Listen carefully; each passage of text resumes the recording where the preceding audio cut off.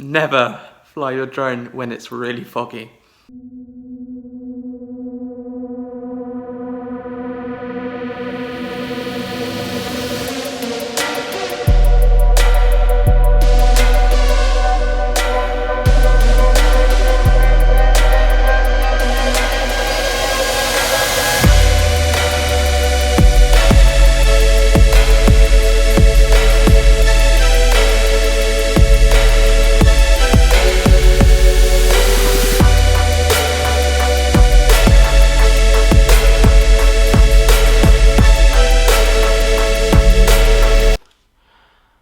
I'm in Sweden, as some of you might know.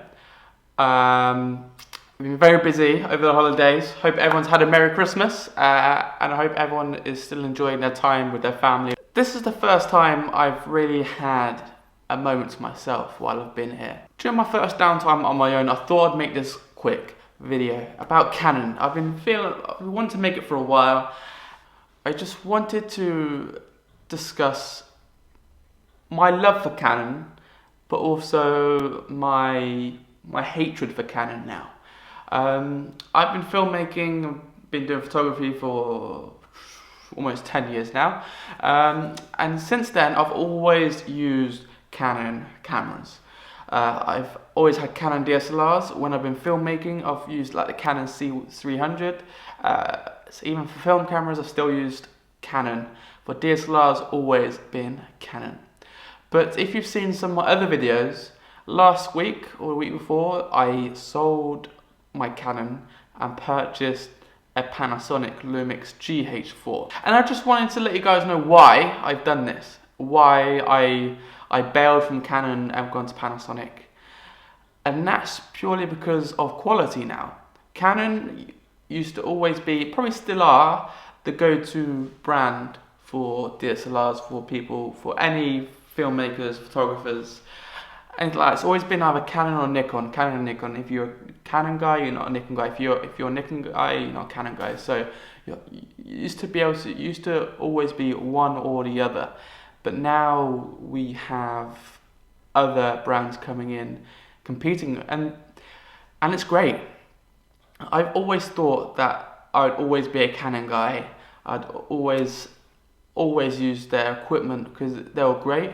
I bought so many lenses for Canon, but now I've had to sell that and start my kit all over again, but with Lumix, for Panasonic now. Because, and the reason why I've done this is because you can get so much higher quality for a fraction of the price that you would pay for Canon equipment, which is ridiculous.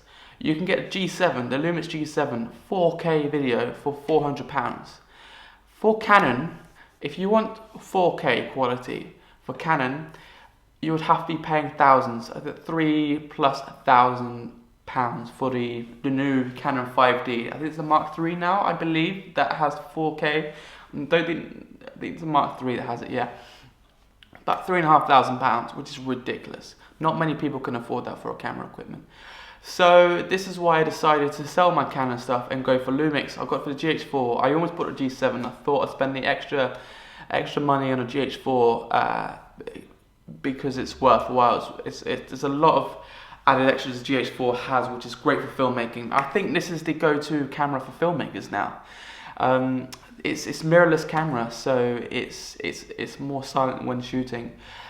There's no limit on how long you can shoot video on this camera, which is fantastic. And you've got the Vlog, which is now what I use to film, and it's 4K, flip out screen. It just has so many great features which you can't find in Canon cameras. You might look at people like Neistat, which still uses Canon, which is great. I mean, I'm not knocking Canon, they're fantastic. Even the 70D, which Casey uses, is fantastic. But that costs just as much as a GH4. It doesn't shoot 4K. The only upside I believe that the 70D has over the Lumix GH4 is the focusing capability, auto-focusing capabilities. This has autofocus. As you can see, it does go in and out at times, and it doesn't focus as quickly on my face. But Canon 70D has really good autofocus technology, which really sharp and focuses super quickly, which I believe is the only upside. That's the only reason why I probably would have bought the Canon over the Lumix GH4. But the Lumix GH4 has so many other strengths, which I can deal with the focusing coming in and out at times. Because it shoots 4K, I don't export in 4K. I downgrade to HD 1080p, but you can see the difference in quality. And it's fantastic. I love this camera already, and it's doing a great job for me. And this is why I just want to make this video about Canon. I don't know what they're doing. They're falling behind for filmmakers. For photographers, I still think Canon's still the best. But for how long? We don't know. This setup, what I've got now, cost just over £1,000. If you want the body for a Canon 5D, which will shoot 4K, the new one, I think that's about £3,500 just for the body, without any lenses, without anything else. So this is not even a third of the price. Around about a third of the price. You can get 3 GH4s for the same price as a Canon 5D, which is crazy. I'd rather buy 3 GH4s and have a 3 camera setup rather than one 5D body. And this is why Lumix Panasonic are doing really well at the moment, and they've got a GH5 coming out soon, which does 6K capabilities, I believe, and hopefully the autofocus will be better on that one. But for now I'm sticking with my GH4. I love this thing, it's great. And actually I also got another addition to my camera collection. Just bear with me 1 second.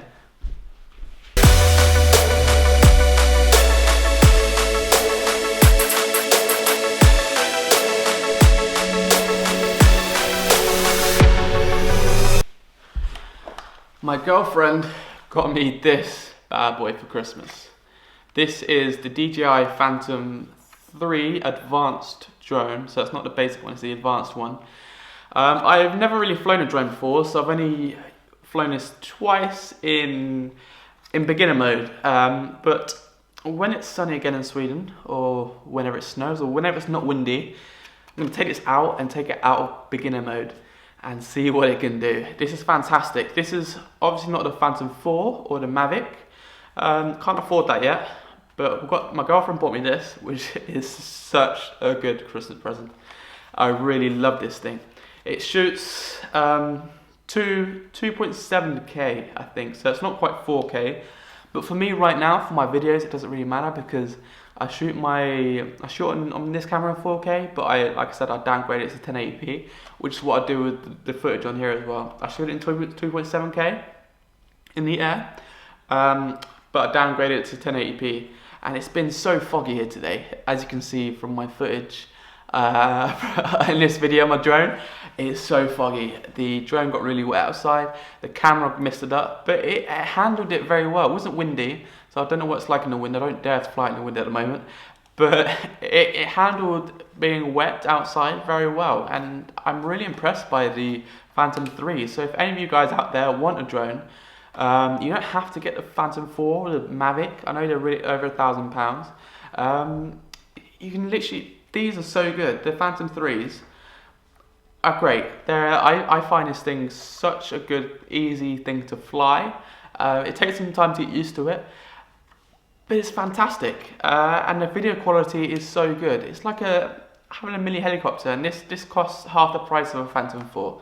So I'd really, if any of you guys that are really into your filmmaking and want to pursue it properly, I would definitely suggest getting one of these, because you can get some awesome footage. I haven't really got any amazing footage on this yet, but I've not really had the time to go out and find a place to fly this. And also the weather's not been great in Sweden. It's winter.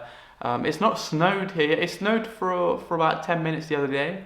Apart from that, it's not really snowed. It's been very, very misty, foggy and dark. So I flew this on the beach this morning in the fog. This, you can shoot photos on this. There's a photo button where you can just, a shutter button where you can just have awesome photos taken on this thing, and it's really cool. Aerial photography and aerial videography, DJI are doing a great job on that. I'm not saying that I'll never go back to Canon, but for the time being, I'm investing in Panasonic because I think they're the best at the moment. Maybe in the future, Canon could do better for cheaper price as well. I think Lumix GH4s are definitely, you get a lot more for your money. It's worth it a lot more than the 5Ds, I believe. And I've always used Canon for 10 years now almost. And I thought I'd never change to a different manufacturer, but I have, and I've not regretted it so far. I'm not the only one. I've seen loads of filmmakers that have jumped over to Lumix GH4s, and their filming is fantastic. So I definitely recommend one of these for you filmmakers out there.